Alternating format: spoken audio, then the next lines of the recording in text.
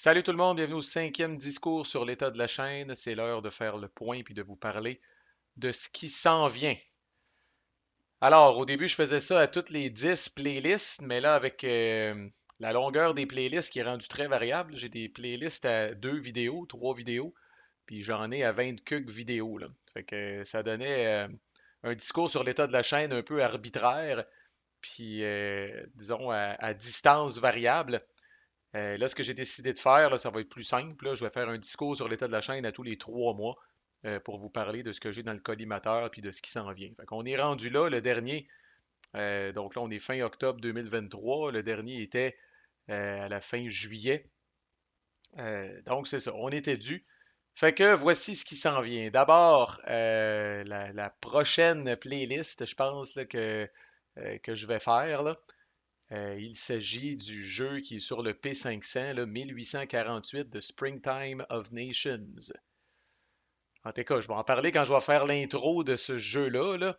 Mais vous voyez le designer ici en tout petit, là, Jules Félissaz. J'espère que je prononce son nom comme du monde. Euh, Puis il y en a peut-être parmi vous qui le connaissent, puis il est peut-être même à l'écoute parce que Chris, c'est un Français. À ma grande surprise, avoir su ça avant, je sais pas si ça aurait changé quelque chose, mais bref, c'est un jeu qui m'a toujours intéressé. C'est un jeu basé sur Twilight Struggle 1989, Europe in Turmoil, ces excellents card-driven games à deux. Puis bon, je suis peut-être pas le seul à pas le connaître, là, parce que j'ai parlé de lui à Pascal Toupy, là, avec qui je travaille là, sur Napoleon in Egypt, et lui aussi a jamais entendu parler du bonhomme. À ma connaissance, c'est son premier design. Mais ça en est tout un, là. Fait que, dans le fond, là, voici le module Vassal, là, un peu en primeur, là. Fait que je vais jouer contre lui. Je joue en ce moment contre Jules en play by email. Je risque de me faire crisser une raclée, là. Mais c'est pas grave. On aime ça, ces jeux-là. Puis je vais passer à travers mon playthrough ou une partie de mon playthrough en vous expliquant c'est quoi les particularités de ce design-là que vous pouvez vous procurer dès maintenant en précommande. Évidemment, si le P500 fait du sens pour vous. Il a fait la cote, il est rendu, on le voyait, là, 560 quelques, 566 précommandes. Fait que bientôt, notre ami Jules va être matché probablement avec un graphiste pour mettre ça beau et propre. Autre chose qui s'en vient très très prochainement. Oh yes! Alors, les fans parmi vous reconnaissent le board de Here I Stand. Here I Stand, par contre, je n'expliquerai pas toutes les règles, pas parce que ça me tente pas, mais tout simplement parce que quelqu'un de bien meilleur que moi l'a fait, Jean-Michel Grosjeu. Si vous ne connaissez pas déjà euh, sa chaîne, c'est une de mes idoles. Il ne sait pas, dit pas. Mais disons, si moi je focus sur la quantité, Jean-Michel focus sur la qualité. Il y a beaucoup moins de playlists que moi. Par contre, il fait de l'excellent montage vidéo. C'est un très bon pédagogue. Il y a déjà toute une playlist qui explique les règles de Here I Stand.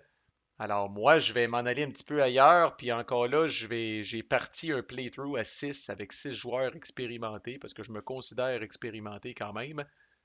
Et puis je vais commenter au fur et à mesure qu'on avance dans le playthrough. Fait que ça va être plus stratégie, voir le jeu en action. C'est une chose de se faire expliquer les règles.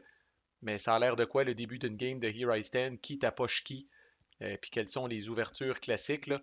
Fait qu'on va tout voir ça ensemble. J'ai vraiment hâte parce que ça, c'est un jeu, ma foi, unique en son genre, une aventure épique. Quand vous êtes 6 joueurs puis vous avez la journée, là, ça devrait définitivement faire partie de vos considérations. Dans la catégorie exclusivité, n'ajustez pas votre appareil A Jest of Robin Hood par un autre de nos cousins, c'est-à-dire Fred Serval. Euh, voilà, par mon statut, je sais que je pète de la broue à tous les discours sur l'état de la chaîne avec ça, mais que voulez-vous, ça fait partie de ce qui me distingue. En vertu de mon statut de développeur chez GMT, là, je vais réviser tout le matériel à la recherche de dernières typos, de dernières petites incohérences ou de choses comme ça, là. Donc, je vais avoir accès à tout le matériel au complet. Je vais être capable de vous montrer ce jeu-là en primeur, de quoi ça a l'air, comment ça se joue, quelles sont les différences par rapport aux coins, puisque c'est officiellement là, le deuxième jeu dans ce que GMT a rebaptisé là, le Irregular Conflict Series. GMT t'a tanné, ça c'est mon opinion personnelle, là, GMT t'a tanné de se faire dire, parce que coin veut dire insurgency, counter-insurgency, puis GMT commençait à étirer la sauce un peu trop au goût des puristes, qui disaient, ouais, mais telle patente qui est couverte par un coin, c'est pas vraiment un soulèvement, puis du contre-soulèvement. Donc là, GMT a réglé le cas en appelant ça, tiens, des conflits irréguliers. Fait que c'est assez générique pour que tout le monde ferme sa gueule. Puis Jest of Robin Hood s'inscrit là-dedans. Évidemment, une grosse, grosse, grosse saveur de coin, une grosse inspiration des coins, mais sur un thème qui, moi, personnellement, me passionne et me fascine. Vous savez, là, ceux qui suivent la chaîne, là, que j'ai un petit côté là, fantasy, puis en tout cas, moi, ces légendes-là, puis ces choses-là, là, vraiment. J'adore ça. Alors, c'est au menu, ça, très prochainement. L'autre chose que je vais réviser très, très bientôt, c'est le jeu solo de Ted Racer, nul autre que le designer de Paths of Glory, qui a fait un jeu solo sur Napoléon. Donc, I, Napoleon. Tout est bientôt final, tout est bientôt prêt pour ce jeu-là. C'est un jeu solo. Alors, je vais commencer un playthrough. Je vais vous expliquer les règles à mesure, un petit peu comme Mr. President.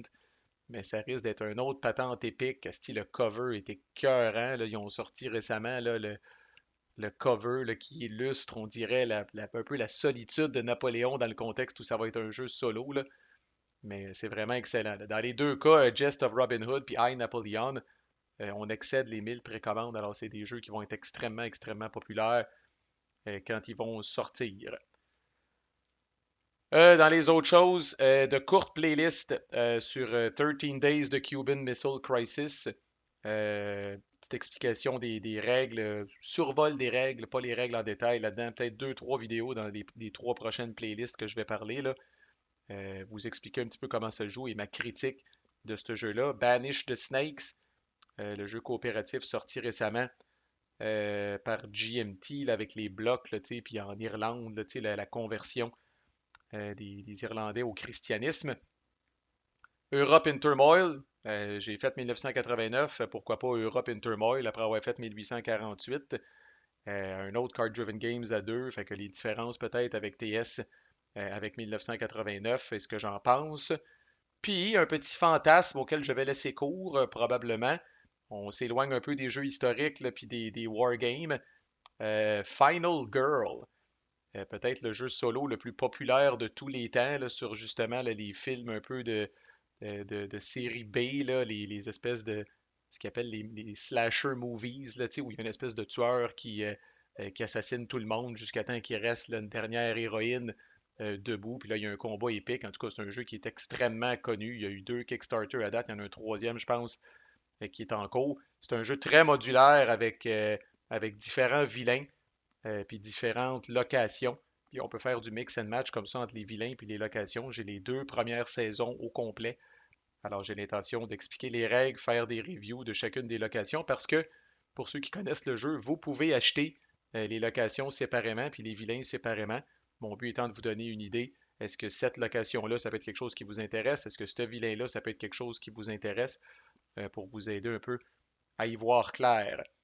Fait qu'on est rendu à 8 patentes. Je pense que c'est assez de ce que j'ai dans ma boule de cristal. Ça ne me sert à rien d'aller trop loin. De toute façon, j'accepte toujours les suggestions. C'est un classique. S'il y a quelque chose que vous voulez que je couvre, je couvre habituellement ce que j'aime là, pour que ce soit le fun quand même pour moi. Là. Mais n'hésitez pas, allez-y de vos suggestions, vos commentaires. Je suis toujours open à ça. C'est le fun de voir que vous êtes de plus en plus nombreux sur la chaîne aussi. C'est motivant. Je fais ça un peu pour moi, mais je fais ça comme toutes les choses que je fais dans la vie. J'aime ça quand ça sert à quelqu'un, puis quand ça peut aider le monde autour de moi. Fait que voilà, s'il y a quelque chose, comme je disais, on se revoit dans les commentaires, puis sinon on se revoit au fil des prochaines playlists que je vais mettre sur la chaîne. Merci de votre écoute. À plus.